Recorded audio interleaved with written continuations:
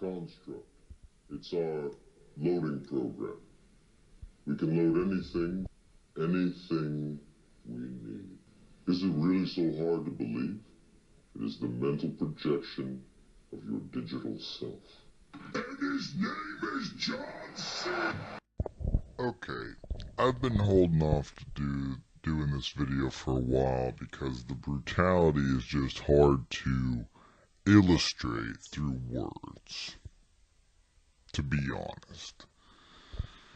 But I'm going to try and sum it up for you real quick.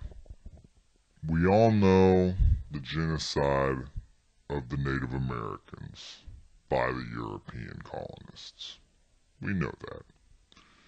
And then eventually by the United States government.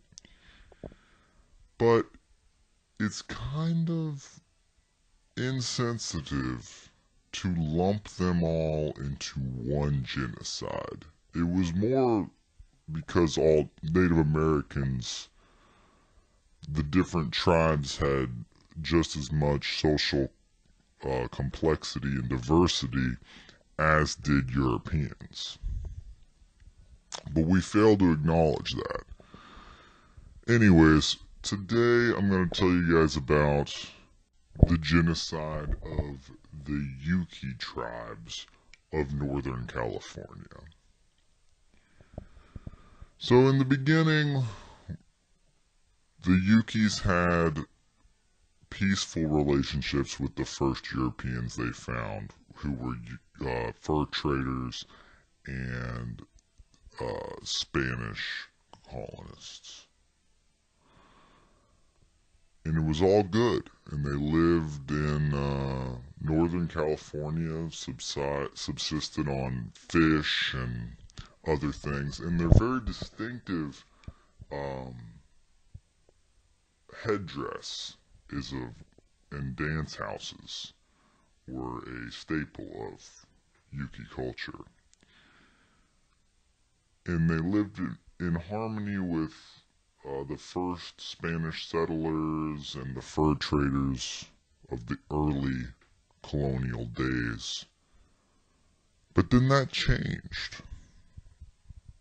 That changed in the 19th century with the arrival of ranchers and 49ers. They both groups had massive conflicts with the Yuki. So they had disputes over land and whatnot. The Yukis, the ranchers, and the 49ers. So the 49ers and the ranchers got together and they started having raiding parties that would just go into Yuki villages, slaughter 40 to 50 to 60 to 70 Yuki men, women, children.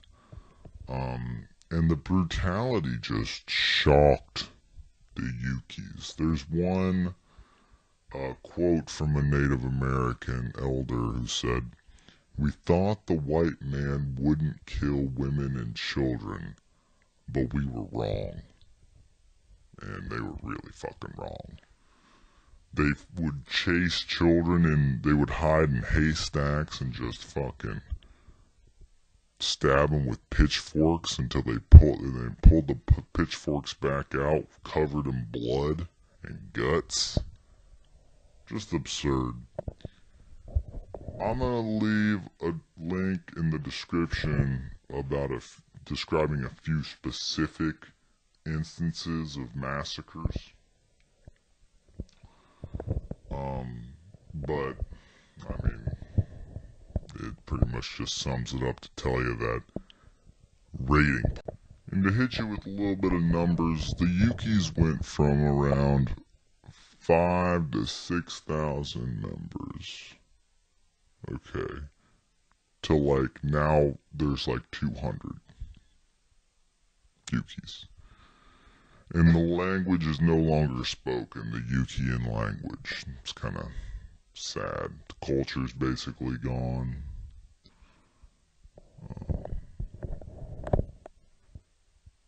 They try to lump this in and call it a war. They try to call, and you can look it up. It's called the Mendocino War, named after Mendocino County in California. But it's hard to really classify this as a war. Because for something to be a war, each side has to have at least a mathematical chance of winning. And the Yukis had no chance. Outnumbered, outgunned. It's just a sad, depressing story of American history. But what do you guys think? Do you think that we should classify all the Native American tribes as a separate genocide? Or do you think the way we talk about it now is